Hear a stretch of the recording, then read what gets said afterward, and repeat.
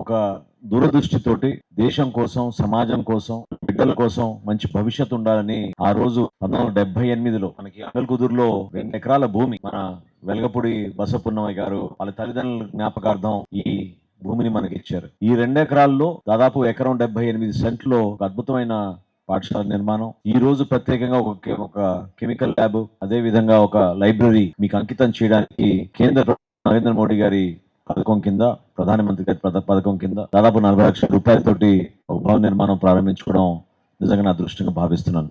ఆ సమాజంలో ప్రధానమైన బాధ్యత తల్లిదండ్రులు. ఎందుకంటే ఇందాక మనం చూసాం, మేము రాగానే ఒక టీచర్ తోటి కూర్చున్నాం.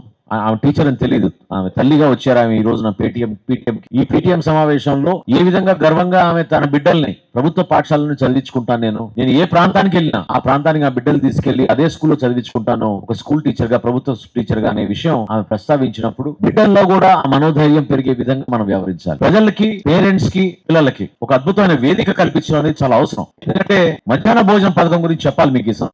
గతంలో మీరందరూ కూడా చాలా ఇబ్బంది పడేవాళ్ళు. అనేక ప్రాంతాల్లో ప్రతిరోజు పత్రికల్లో ఎక్కడ చూసినా రకరకాల వార్తలు వచ్చి అందులో సంస్కరణ తీసుకొచ్చింది మా పౌర సరఫరాల శాఖ నుంచి. మన ప్రభుత్వ పాఠశాలలో మధ్యాహ్న భోజనం పథకం కింద మన రైతాంగం మన కోసం నిలబడింది, మీ అందరి కోసం నిలబడింది, మన భవిష్యత్తు కోసం నిలబడిందని ఈ సందర్భంగా మీకు తెలుపుకుంటున్నాను. ఈ సంస్కరణ తీసుకొచ్చింది మీ అందరి కోసం, మీ భవిష్యత్తు కోసం. అదే విధంగా ఈ పేరెంట్ టీచర్ మీటింగ్ ద్వారా కూడా మరొకసారి ఇక్కడ విచ్చేసిన ప్రజాప్రతినిధులు, తల్లిదండ్రులు, ప్రత్యేకంగా మిమ్మల్ని నేను కోరేది, మన ప్రాంతాన్ని మనం అభివృద్ధి చేసుకుందాం, అందరం కలిసికట్టుగా చేసుకుందాం, రాజకీయాలకు అతీతంగా, కులాల మతాలకు అతీతంగా మనం చేసుకుందాం. ఎందుకంటే ఈ ప్రాంత అభివృద్ధి జరగాలంటే ప్రతి ఒక్కరి కృషి ఎంతో అవసరం. కేవలం టీవీ సీరియల్స్ అటువంటి విషయాలపైన ప్రస్తావించుకుని సమయం వెచ్చించకుండా మీరు కూడా కుటుంబేషన్ నేర్చుకోవడం, మీ ఇన్కమ్ పెంచుకునే విధంగా, ఆదాయం పెంచుకునే విధంగా కొన్ని కార్యక్రమాలు చేయడానికి మీకు ప్రభుత్వం నుంచి అనేక అవకాశాలు ఈ రోజు కల్పిస్తున్నాం. చిన్న చిన్న రుణాలు ఇస్తున్నాం, చిన్న చిన్న పరిశ్రమలు పెట్టుకోవడానికి 10 మంది కలిసి అవకాశాలు కూడా కల్పిస్తున్నాం. ఎంతో ఆదర్శవంతమైన మన అంగల్కుదురు గ్రామాన్ని మరొకసారి మన మండలంలోనే ఉన్నత స్థాయికి తీసుకెళ్లే విధంగా మీరందరూ సహకరిస్తారని